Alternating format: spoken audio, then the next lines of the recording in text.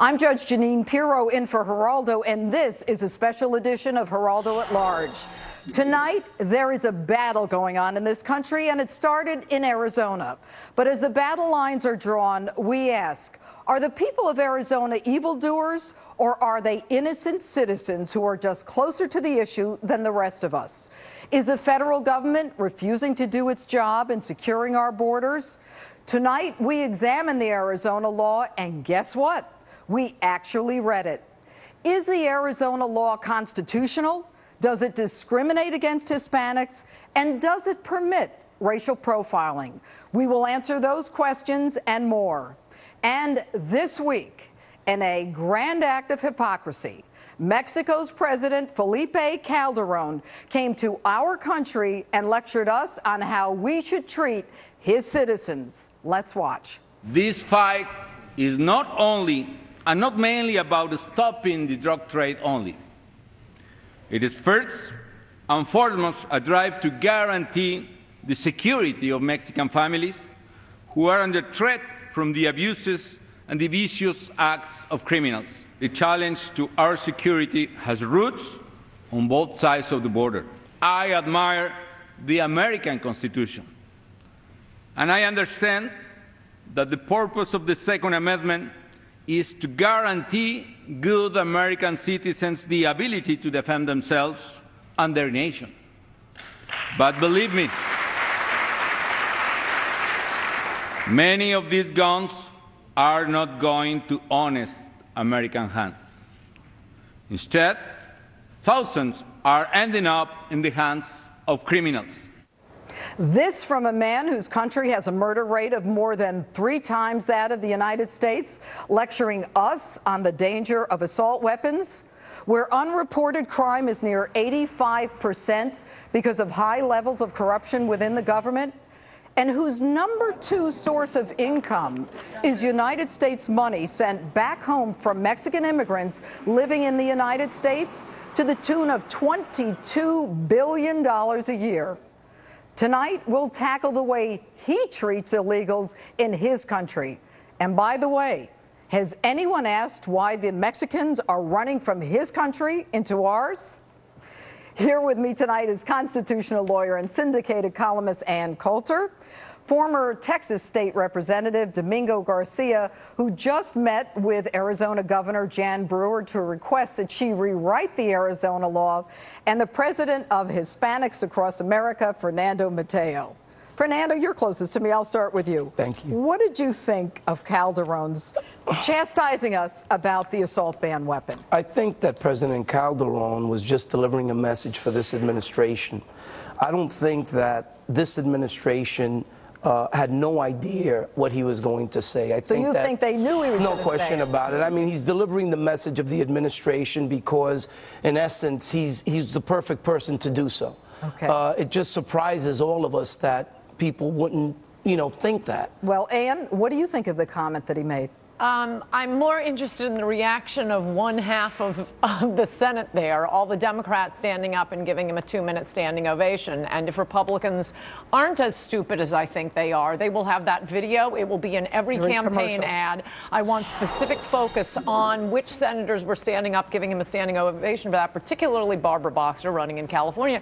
And as for the gun thing, John Lott, the great gun jock, has an article on the Fox News webpage, linked at AnnCoulter.com, pointing out that he was lying about, or doesn't know. I mean, it is all this liberal fantasy about, oh, if only we banned guns, no one would shoot. Yeah, then we wouldn't have any problems. But he really doesn't speak to the issues.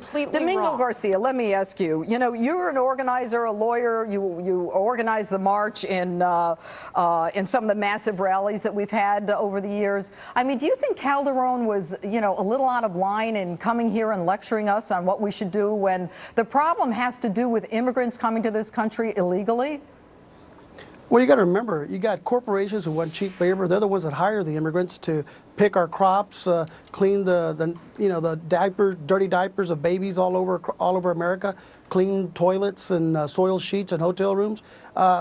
that corporate America brings them here, and then it's young consumers who consume that cocaine and that marijuana.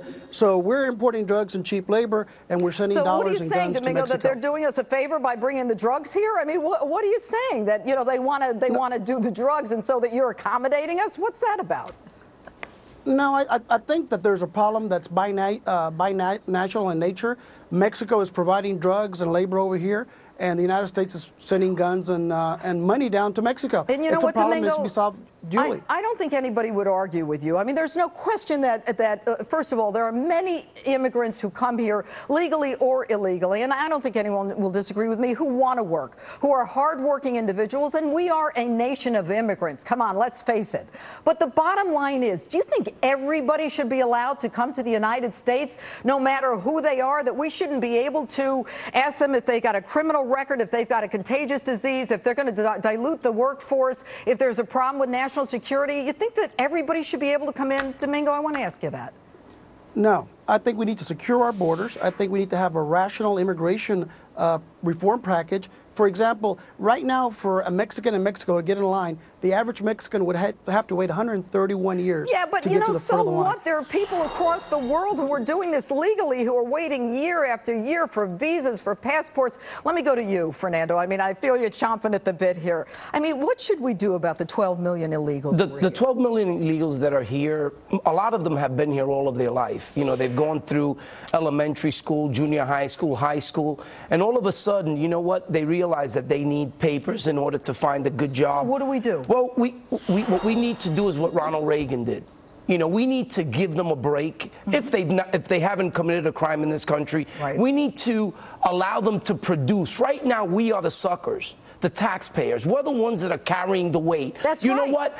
Those employers that are employing these people, if they collected taxes from them and they were to pay the taxes, you know, our economy would totally change. Interesting point of view. Ann, you agree with him, I assume.